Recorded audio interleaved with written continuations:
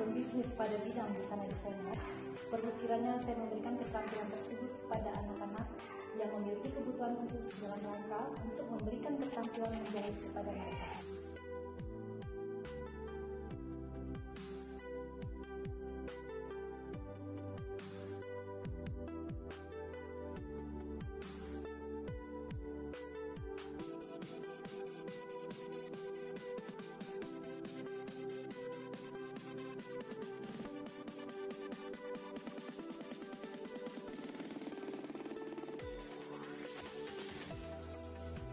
Untuk tahap pertama, kami mengambil ukuran dulu.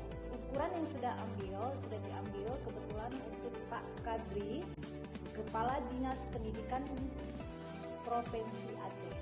Tahap kedua, kita membuat di pola, ditempel ke bahan dasar. Kebetulan mereka ini sudah terlatih.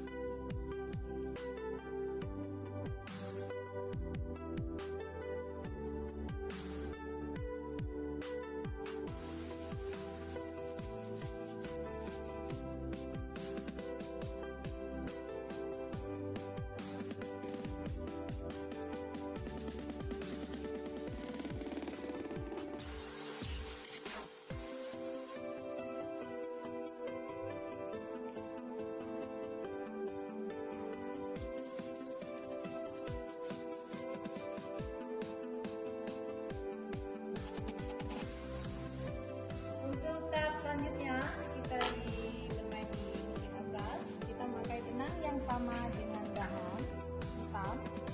Nih, benang 3 lubang sekali masuk, langsung di